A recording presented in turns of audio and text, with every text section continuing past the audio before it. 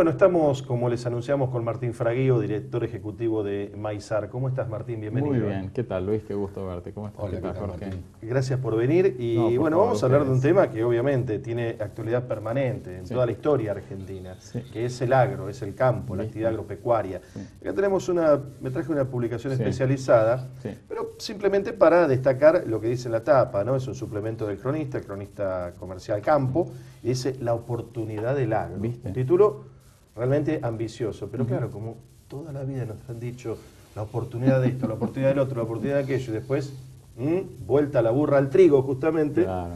A ver, ¿qué nos puedes decir? ¿Hay que ser optimistas en este Y yo momento? agrego algo, perdón, Sí, Martín, sí. a lo que dice Luis. Viste que siempre les va bien y que se quejan Claro, y que claro, siempre claro. se quejan. Claro, también. Bueno, eso también. Es debería un buen sumarlo. punto ese también, Es ¿no?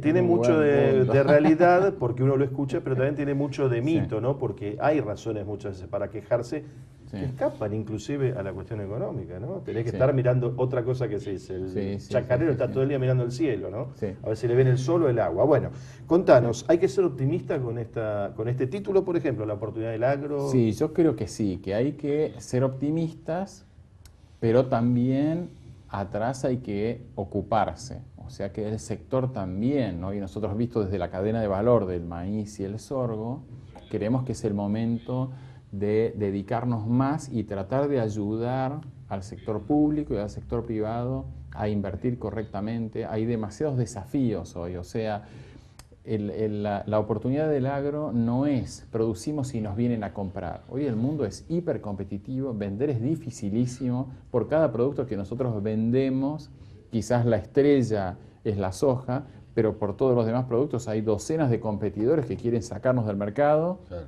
Entonces, si queremos ser competitivos con maíz, con carne, con pollo, con semillas, con genética, con maquinaria, con los cientos de productos que genera esta cadena de valor de maíz y sorgo, tenemos que trabajar mucho y esforzarnos mucho en lo del sector privado y el sector público. O sea que seguimos siendo uno de los graneros del mundo, eso Sí. es válido todavía. Es válido. Pero ya no es como antes que cargabas un barco de animales, de bovinos y lo mandabas a Inglaterra, ya cambió la historia. la forma. Olvídate, hoy todo eso es muy difícil, es muy complejo, por eso el único grano y sus subproductos industriales que tiene un mercado más tranquilo, de menos barreras al comercio, de menos dificultad, es la soja, que tiene igual sus dificultades.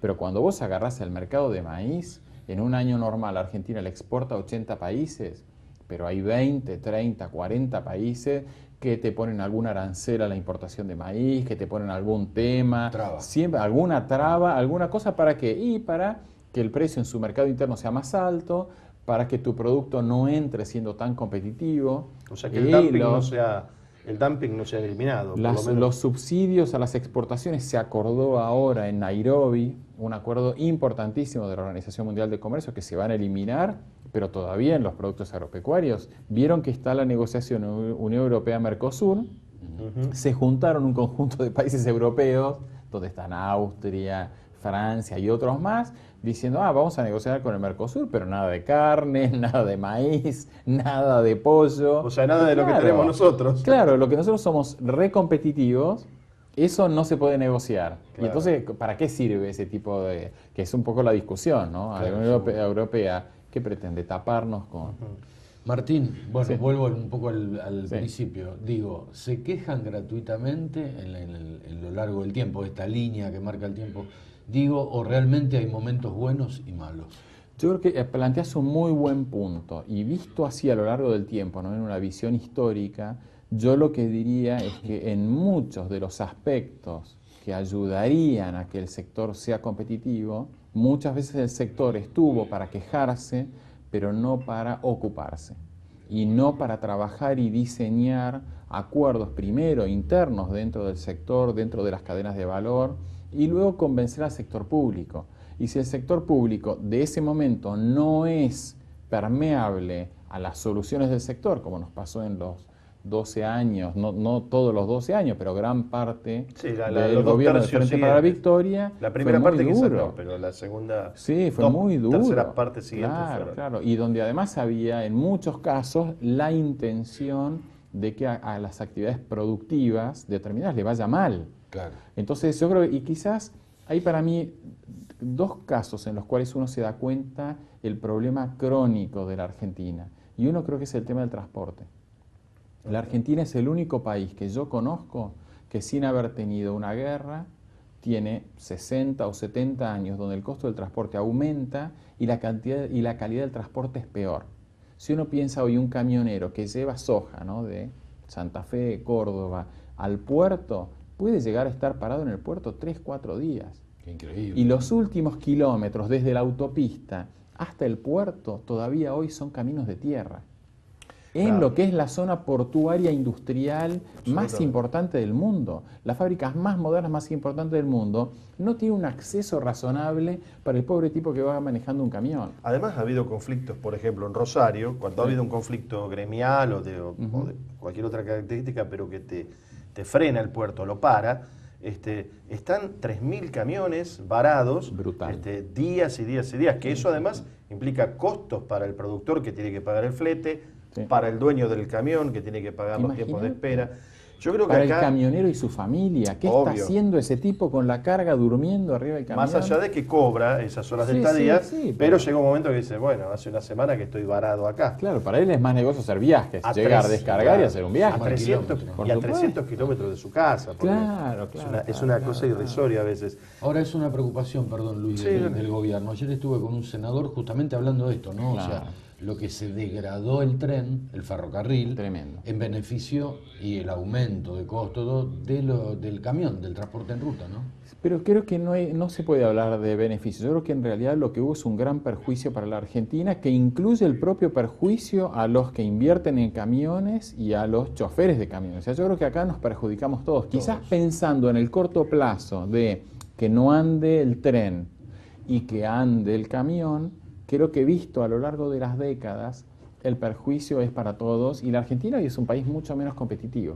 Además la flota de camiones Sí. también, y esto que no se enoje Hugo Moyano, porque no es que estamos haciendo una propaganda, ni tampoco para los fabricantes de camiones, que no estamos haciendo un lobby en contra, porque países como Estados Unidos tienen perfectamente diagramado Sí. de costa a costa y de sur a norte Sí.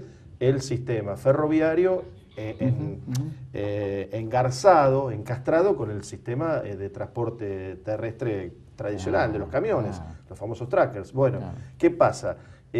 También en situaciones de crisis se envejece el parque automotor, Por supuesto. con lo cual eso implica también una serie de cosas, de gastos, costos, las rutas precarias que todavía tenemos, ¿no? Sí. Que no tenemos autopistas, en los Sí. pocos controles, en el exceso de cargas, que eso también va en detrimento de los camiones y de las rutas. Sí, sí, O sea, hay Sí, sí, sí. hay un baremo de situaciones que parece tan simple y no son simples. Hay Es que que- juntarse todos ¿cómo lo y ves? arreglarlo. Claro, es que el ángulo que nosotros somos una asociación que reúne a toda la cadena de valor, no solamente al grano de maíz, sino todos los insumos anteriores para que eso en el campo se pueda producir, desde el financiamiento, la maquinaria, las semillas, los fertilizantes, hasta el producto final, que es además del grano lo que se produce. Cuando Suponte el uno aceite, mira, ¿no? Va suponete, desde el aceite, desde la el semillita etanol, hasta el el aceite. combustible, ¿no? El combustible con etanol, la carne, la milanesa, el bife, el huevo frito, el pochoclo, todo eso es parte de nuestra cadena de valor y trabajamos en todo ese ámbito. Cuando uno mira este problema del transporte de ese punto de vista y uno se pregunta, bueno, a ver, en el mundo, ¿cómo es que se desarrollaron en los últimos 20 años las cadenas de valor? Todas, inclusive la de los celulares, la de la electrónica, todas las automotrices, todas. Pasó el mundo de mover materias primas de un lugar al otro, o sea, de los proveedores de materias primas a los centros de transformación en productos industriales y vuelven productos terminados, eso era hasta hace 30 años. En los últimos 20 años, sobre todo en los últimos 15 años, el comercio mundial, intrarregional, intrapaís, pasó de ser 70% materias primas y productos terminados y 30% productos intermedios y bienes intermedios al revés. Hoy es 70-75% de todo el comercio en el mundo son bienes intermedios. Inclusive un producto puede ir a un país, ahí unirse con otro y volver al país de donde salió. La única forma de poder hacer eso es tener sistemas de transporte hipereficientes, Claro. que para cada producto está la eficiencia justa. Entonces, seguir pensando en Argentina, que el tren compite contra el camión, que la hidrovía compite contra no sé quién, es un error que en el siglo XXI no se puede hacer. Hoy hay que pensar que cuanto más eficientes seamos trayendo cosas de Salta a Buenos Aires o a Rosario y llevando cosas de vuelta, más competitivas van a ser las dos regiones y más integrados vamos a estar en el mundo. Es un concepto de cadena de valor. Queda como más claro ante el cambio de paradigma, ¿no? Exactamente, lo que hubo es un cambio de paradigma brutal y que sigue creciendo. Y cuando uno mira hoy Asia, ¿no? La integración de China con los otros países, su clave es sistemas de transporte hipereficientes, aduanas hipereficientes, sistemas de documentación rápidos, instantáneos. Sale de origen, llega a destino, la documentación fluye en forma transparente, los impuestos, todo alineado para que se haga rápido. Martín, no paradas, barreras. Estoy ansioso para que no nos coma el tiempo e ir al grano, literalmente, Vamos al grano. No, porque ya sabemos, digo el grano porque quiero hablar del maíz. Directo, no fue irónico, fue directo. No, claro. Porque digo como un juego de palabras, porque quiero hablar del maíz, ¿no? La soja ya sabemos todo lo que implica y lo que fue en toda esta época, en estos últimos 20 años, supongamos. Pero digamos, el maíz tiene un resurgir importante, ¿no? Sí. Yo cuento una anécdota, me he cruzado muchas veces por mi otro trabajo, lo cruzaba Martín. ¿De dónde venís? De la Secretaría de Comercio, del Ministerio, porque estamos peleando para aumentar el cupo de exportación, etcétera, etcétera. Y era una cinchada permanente. ¿Cómo está ahora esa situación? Y particularmente, tú me entiendes, el maíz, ¿cómo está en el mercado? ¿No? ¿Se está avanzando? ¿Se tiene un despegue nuevamente? Sí. Contanos. Claro, para nosotros estos últimos, sobre todo desde el año 2007, fueron muy difíciles en esa negociación, en tratar de convencer al gobierno que exportar era bueno. O sea, de la cosecha normal de maíz anual, igual que el sorgo, 70% es para exportación, 30% para consumo interno. Y la Argentina lo mismo podría aumentar la producción de estos granos mucho y exportar más. Y ese gran volumen de exportación significa muchas divisas, o sea, significa reservas en el Banco Central, si se exporta mejor hay más empleo, estos son granos que generan muchísimo empleo. Pero claro, ahora cambia, viene el gobierno de Macri y nosotros lo que teníamos las semanas antes de la suba del gobierno, estábamos en plena siembra, en una de las peores siembras de la historia. Y de golpe gana y esa misma noche, el domingo ya, el lunes a la mañana empiezan a llamar los productores, bueno, vamos a sembrar porque ya prometió que va a resolver estos problemas de las trabas a las exportaciones, las retenciones, que es un impuesto a la exportación que se eliminó en el maíz, y viene todo un momento de sembrar maíz tardío. Y se sembró más maíz tardío durante diciembre y enero que nunca en la historia.